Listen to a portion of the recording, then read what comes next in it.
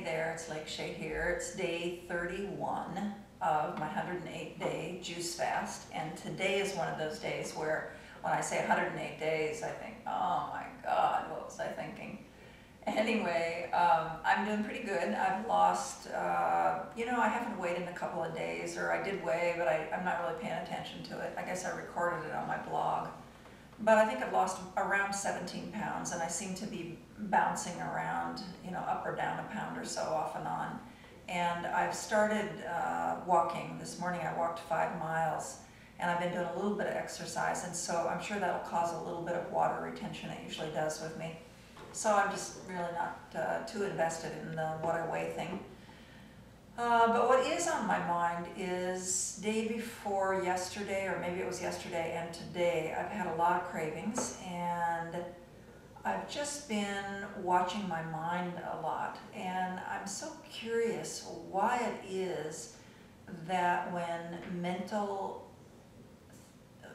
thoughts, mental processes happen, that I feel so convinced that they must be listened to. So I have all kinds of voices inside myself, like all human beings do, that tell me, this or that. I have a really hilarious one about how clean my house should be.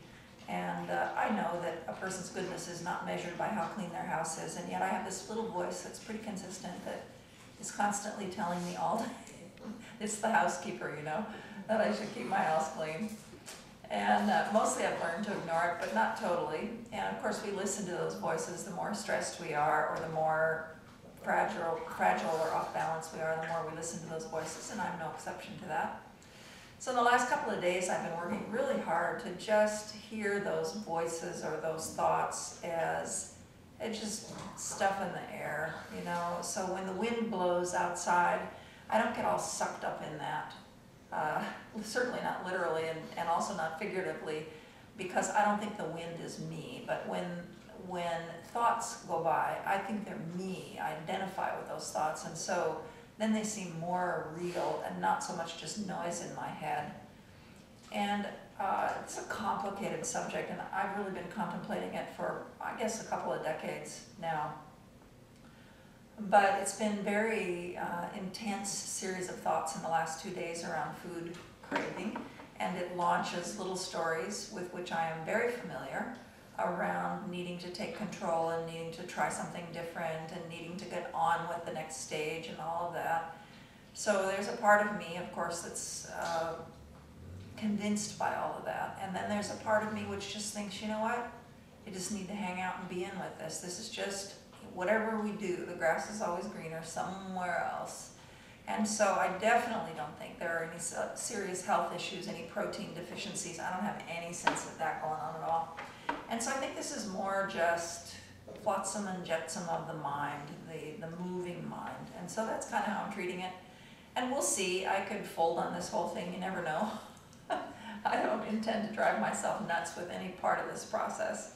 But in the meantime, it's just kind of fun to watch those thoughts and to listen to the little different storylines that come and go in my head and see which ones seem convincing and which ones I just recognize as old storylines that come and go in my head. I'm still really enjoying the juice group that I'm in. I like to co-problem solve with people. I respect other people's experiences and ideas and opinions, even when I don't agree with them.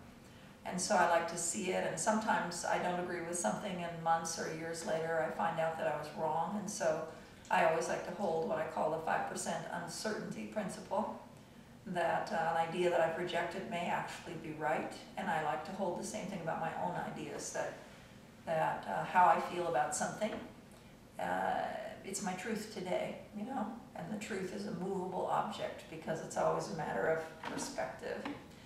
Anyway, so just checking in. If I look like somebody who's been sitting at a computer all day, that's because I've been somebody who's sitting at a computer all day, with the exception of a 5-mile walk in the morning and a little bit of a nap in the afternoon. So I'll talk to you tomorrow.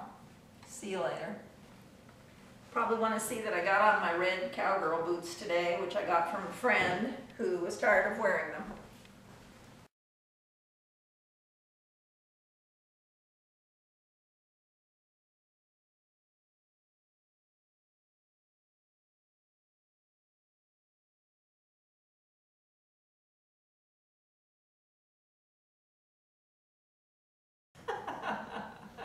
Oh, we are such hams, aren't we?